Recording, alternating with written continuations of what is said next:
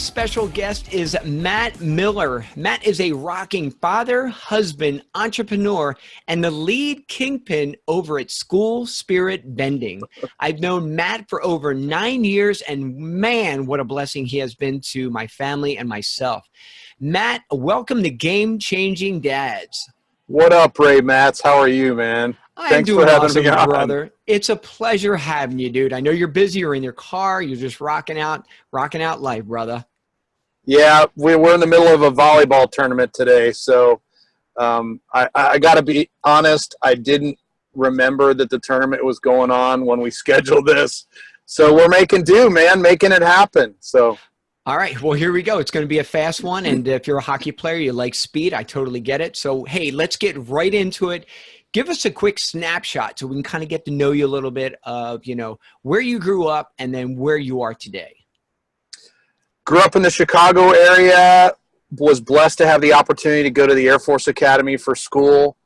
Along the way, because I was medically qualified to fly, was asked to go on to be a pilot after graduation and spent 9 years flying airplanes in the Air Force. During that time, I loved what I did. It was cool flying upside down and flying all over the world. But I got frustrated because in the military, typically, not typically, all the time, it's all about time and grade primarily instead of performance in a lot of cases. And so I was getting paid the exact same thing as everybody else, no matter how hard, I worked. And I got frustrated, and I started hearing about the outside world and the private sector, and so figured I'd jump. And so once my 9-year commitment was up, I made that transition, first to the medical industry, selling hospital medical devices, and then from there transitioned into the advertising space, where I spent about 10 years filling people's mailboxes with junk mail, direct mail, for a company called Advo that later became Velasas. Anyway, I realized real quickly that the publicly traded company, the loyalty there was to the stockholders. It was not to the employees. And there were several decisions that were made that, that I had no control over, that significantly hurt my family financially. We got to the point where we were in a bad spot because of some arbitrary decisions that were made by my boss. And all I had to do was look at the corporate compensation plan to realize the chance of me working out of the hole that they put me in was going to be not happening. So I started playing around doing some business stuff, trying to make ends meet. Initially, we collected aluminum cans. Then I jumped off into selling books on Amazon back before selling on Amazon was cool. In fact, my garage at one point in time looked like a library. I had so many used books in it. But despite the fact that stuff had helped pay the bills, I read Robert Kiyosaki's book, Rich Dad, Poor Dad, and bought into the whole idea of passive income and making money while you sleep. And so I was looking for that passive income stream. I couldn't even afford my own house at the time, so I couldn't afford rental properties like Kiyosaki talks about. And I had a buddy of mine from church one Sunday mention gumball machines that he and his young daughters had purchased and that they had placed in local area businesses. And that's what got me into vending. At the time, it was candy and gumballs to start with. There's not a whole lot of money made on a 25-cent gumball. But the margins were at the time were about 1,000%. So even though it was only 25 cents a vend, I knew that I just had to figure out how many gumballs I needed to be selling in order to start to make significant impact in my family's life. And so we got started doing that. I bought my first used candy and gumball machine on eBay and loaded up my two oldest kids. At the time, this was about 13 years ago, in my 98 Honda Accord one Saturday morning, and we drove across Houston to pick up that first machine. And I slowly, from that point, taught myself vending. Fast forward a year and a half, I now have about 125 locations around Houston. I've ventured into toys and temporary tattoos and stickers and all as well. And then 07 and 08 hit. and the market crashed. My revenue dropped off a cliff because lots of parents and families were not frequenting the businesses where I had my machines. And right around that time, had several young kids come knocking on my door selling me stuff for the local school fundraiser. And I thought, you know what? The kids are in school 5 days a week, 9 months out of the year, regardless of the economy. So if I can figure out a way to do business there, maybe I can stabilize the whole revenue thing and get some kids off the street and get them, stopping doing this door-to-door selling stuff to strangers' houses to raise money for the school. So I had this whole idea of custom stickers and sticker machines, mascots and all of that, and had a buddy of mine who was an elementary PE teacher by the name of Jeremy Rand that ended up getting me in his school, West Columbia Elementary, southwest of Houston. And we tested, and shortly thereafter saw that this was the real deal, and then set out trying to figure out how to promote it and get it in other schools around the country. Awesome. Great story. And thank you for sharing that. Appreciate it. Let's go back to the Robert Kiyosaki book, Rich Dad, Poor Dad. Let's go, pre-Robert Kiyosaki. Was there someone, a person, a family member that inspired you to be an entrepreneur, or was it something that just kind of like, man, this is what I have to do for my family? Well, I was exposed to multi-level marketing through the Amway business early in our marriage back in '93, I think. A good buddy of mine that I flew with and went to the Air Force Academy by the name of Brian Moore ended up talking to Amy and I about the program. We got involved. That led us to relationships with a number of people, one being your brother-in-law, James Schaefer. And, of course, that's how you and I got to meet. But anyway, that's kind of where I realized that I was an entrepreneur at heart. That whole program, though we worked it hard, didn't quite work out the way we had hoped. But I found that it was the absolute world's best self-help lab, I guess, for lack of a better term. And we got ourselves around people associating with folks that could help us change the way we thought. We started reading books. We started listening to tapes and that type of thing. Of course, now it's podcasts and audiobooks. But that got us in the habit of change, of personal change and personal development. And so even though that didn't pan out the way we wanted it to, that laid the foundation to allow us to be able to do successfully what we do today, and got us in the mindset years ago to be able to work with a team like we do today. Love that. Love that story. And my story a little bit. At 27 years old, had my own landscaping company, but I was exposed through network marketing, Amway Quickstar, to Robert Kiyosaki. And then all of a sudden, that's when the real estate went crazy. I really got the big picture. And like you said, the systems behind, and sometimes there's a bad stigma regarding network marketing, but the systems behind self-development is huge, especially for men. I mean, I had parents in my life that were business owners, but that was it. When I met other folks, and like you said earlier, building relationships, I mean, it's huge to where we are today. Yep. We wouldn't be anywhere near where we are today without all that, for sure. Absolutely. So let's fast forward. Let's get into school spirit vending, and let's get into how you incorporated actually, we can start at Gumballs too, regarding getting to the family unit, sitting down, starting a business. Did you incorporate I know you did incorporate your kids, but how did that look? And as an awesome entrepreneur father, what were the early discussions like?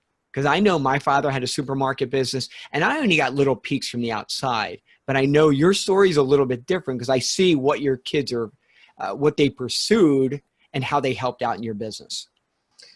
It's kind of ironic, Ray. We're a homeschool family. So as a homeschool family, we look for educational opportunities for our kids every day, always, in every situation that we can.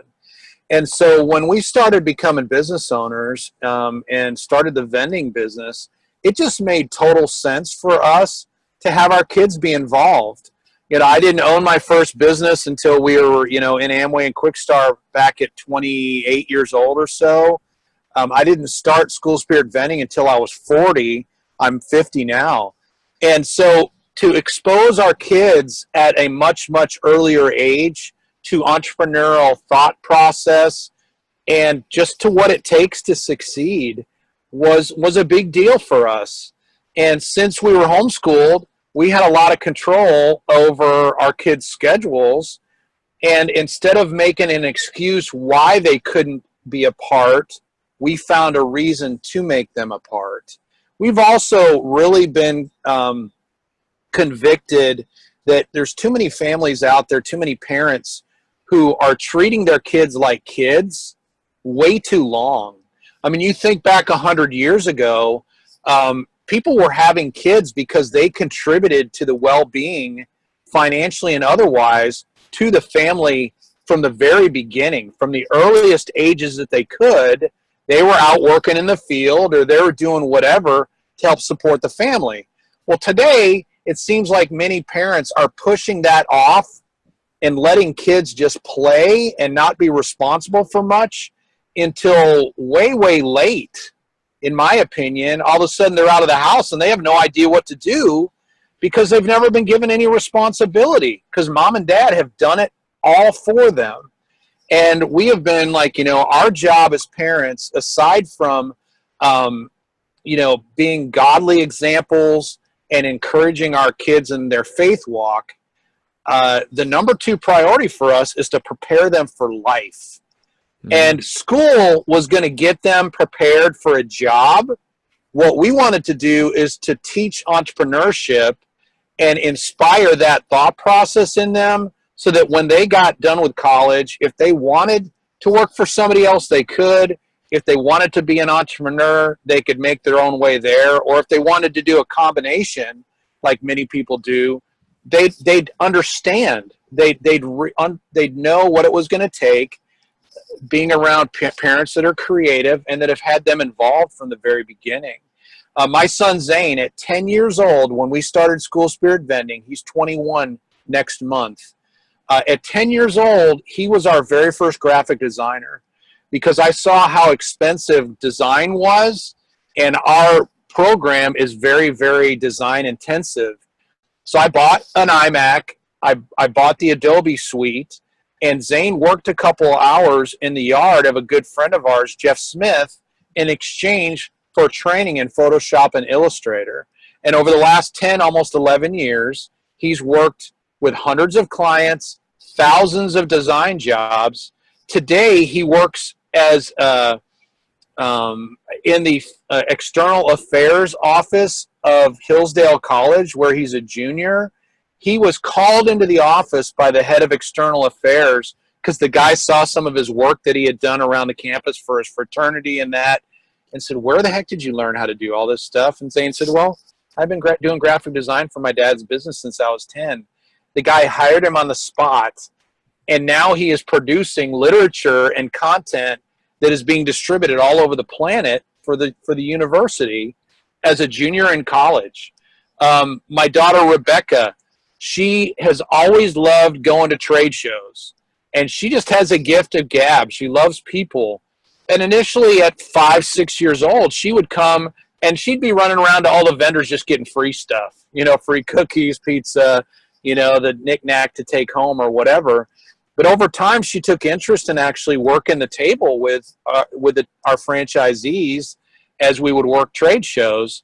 And today in Texas, the Texas team requests her to be there when we have events because she does a better job of closing the adults than the adults do, because there's so few teenagers today that can carry on an adult conversation that it's just like people's jaws drop when she walks up to them and just starts carrying on with them. It's been that exposure, in many cases through osmosis, that they have learned.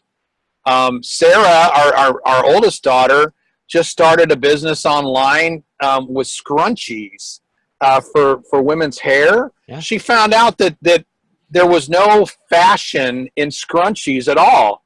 And so she found a YouTube channel, learned how to make them. She's gone out and bought a bunch of fabric and all that. And she has created a thriving business for herself pretty much on her own, except for with a little bit of guidance here and there from mom and dad, because she doesn't know anything different because we've brought them up that way. I mean, think about the mindset of the average person out there, you know, especially to take advice or look for something special in someone younger. And I mean, there was just thousands and thousands of dollars worth of nuggets you just threw at us. Love that. It doesn't matter if they're 10 years old, but if you put them, you know, in a place where they can learn and you can find out where they are gifted, you know, whether it's your daughter, you know, talking at a table and speaking and the communication, which is awesome. Or, you know, you talk about Zane, man, and for your parents out there, man, don't miss that. Because like you said, yeah, play video games and do it. But when you start connecting them, you know, to things they had passion for, and then all of a sudden, boom, a business pops up, they get interviewed, they have a great opportunity. And man, I think that's just golden. Ray, let me just give folks a little bit of perspective. Okay. We have never had a video game console in our house, number one. Okay.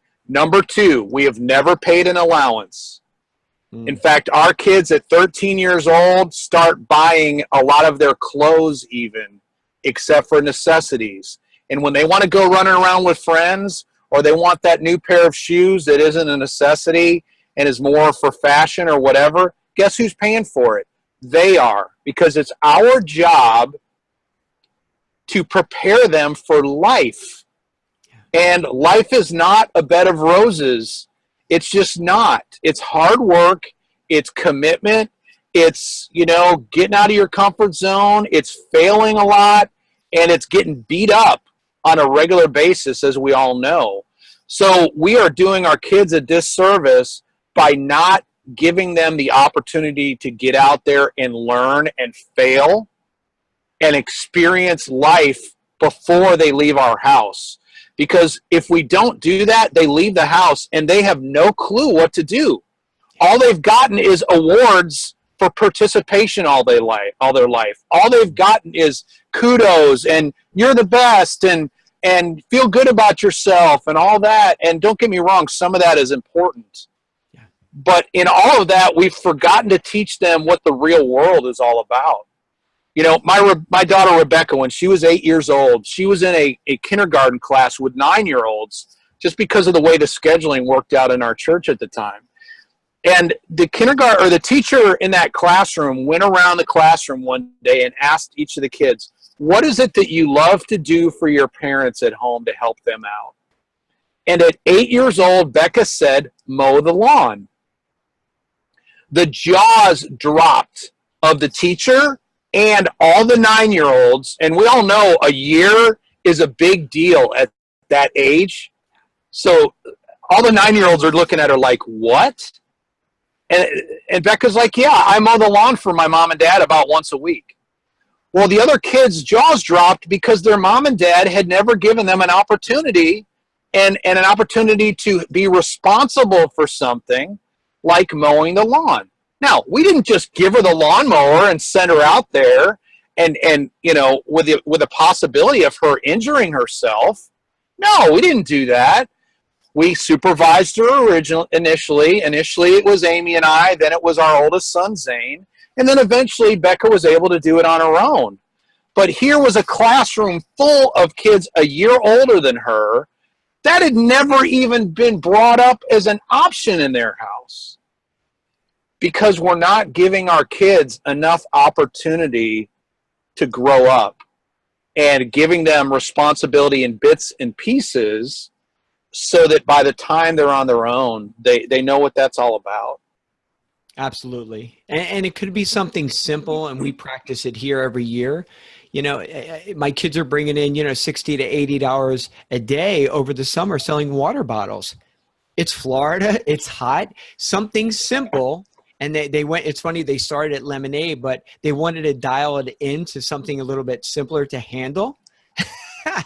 And, Yeah. and that was totally their idea because they've been to schools. They understand that dad takes them as many places so they can get that experience so they can figure out what's there for them in the future. And with technology these days, if we keep letting our kids play and all of a sudden they're going to wake up and not know where they are and what to do, a little bit different 20, 30 years ago. And I get that, but technology nowadays, and you know how hard it is, man, it's so hard to keep up, and we need to equip our kids. But man, nuggets it's just unbelievable, man. Greatly appreciate it. That was awesome, dude. Love it. Well, let's kind of wrap things up, but I want to talk to the 50-year-old person out there that may be listening to this podcast. Tell that, give me an idea of, okay, from here on out, Matt Miller, entrepreneur, rocking it for the last several years, do you just, I'm done, I'm happy. What does the next couple years look, and where's your mindset going? My coach and mentor and friend, Aaron Walker, that you know as well, talks about success to significance, and not just being successful financially and otherwise, but leveraging that success to create significance in one's life. Mm-hmm. And so I really look at the second half of my life as an opportunity to positively impact people in any way, shape, or form I can. I'm in the process of recording a bunch of audio right now for a new podcast that is going to be released here in the next month or so called Sowing Seed, and it's going to be at sowingseed.net. But anyway, it's all about planting seeds. It's all about having a positive impact on people around us, and knowing that if those seeds are planted, not all of them are going to produce fruit. We can look in the Bible and see that, but at least a quarter of them will. So we just need to get busy in planting them. And so my passion, my real goal in life is, of course, to continue to lead our franchise team that's all over the United States today, and continue to serve those families and serve the schools that we're in, but also to reach outside of that world and to be able to teach some real world stuff like you're doing here, Ray, with Game Changing Dads, to people all over the world, because there's a lot of basic life lessons that a lot of us are missing, or we just haven't heard the right perspective on that yet. And so my real passion is to maybe teach a little bit more through stories what has happened in my life and how people can overcome thought process, economic hurdles, or otherwise, to accomplish more and to be more significant in their lives as well. Dude, I know you're the same way. Give me a couple of days with nothing to do, and I am bored out of my mind. I will never be that guy playing golf. I don't like golf anyway. I'll never be that guy, playing tennis or laying around the pool or on the beach every day. Don't get me wrong. I like my vacation time, and we will do more and more traveling within the next couple of years when we're empty nesters. But the reality is, there's a lot each of us can do to serve others and to impact them in a positive way.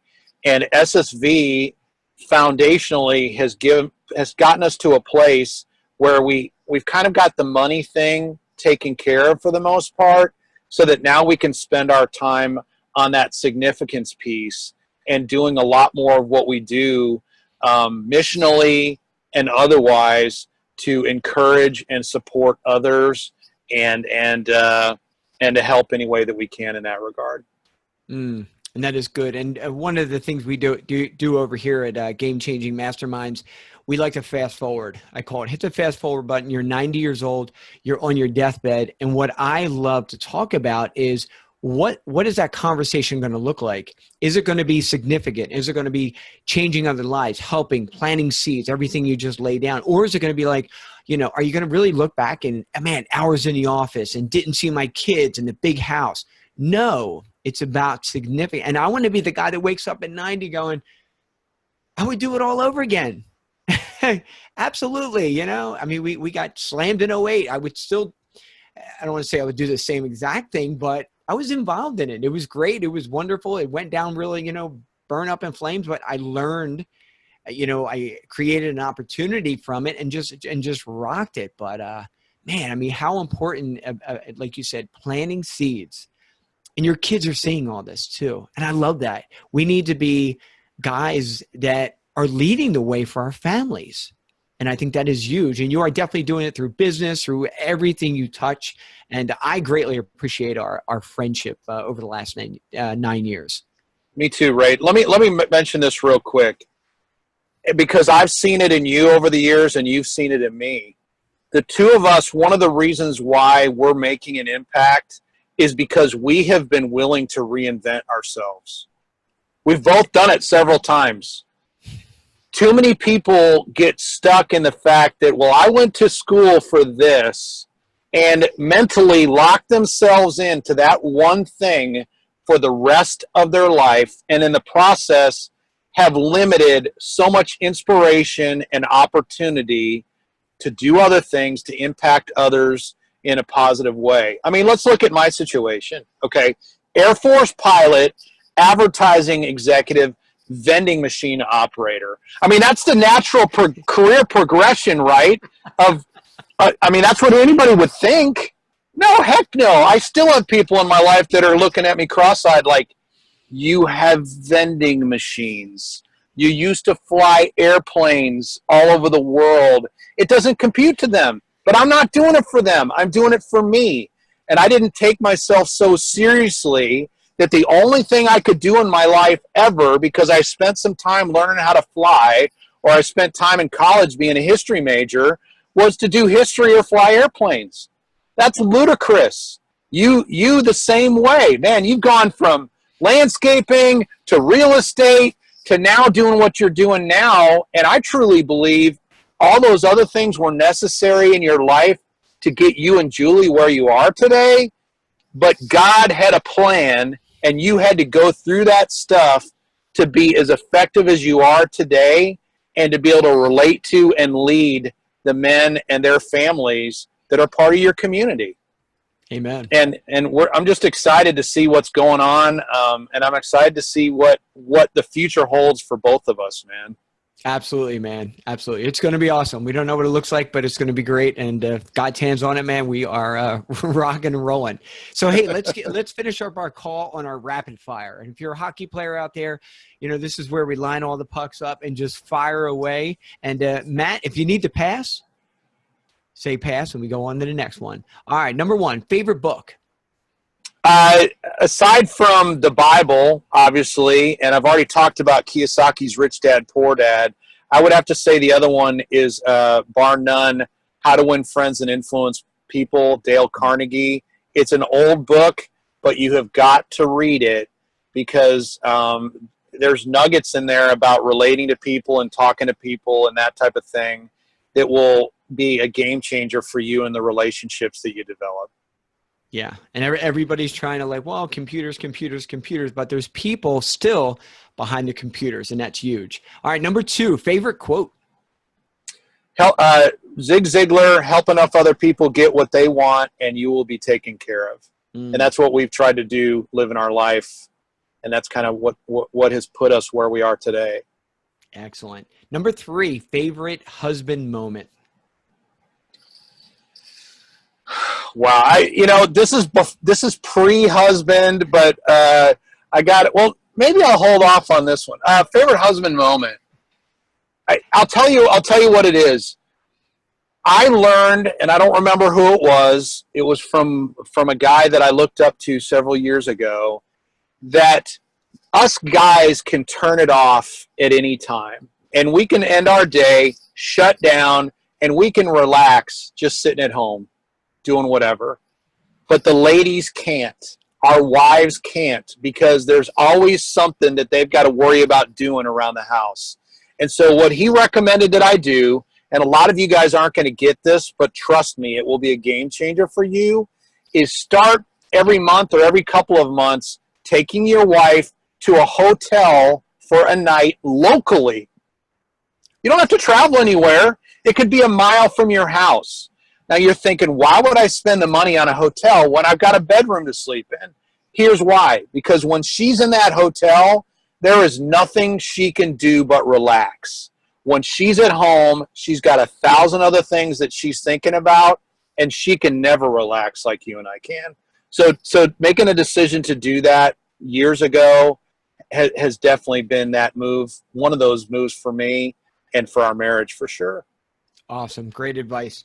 Now, since I took over last year, I took over all the family chores. Should I suggest that to Julie to do that for me?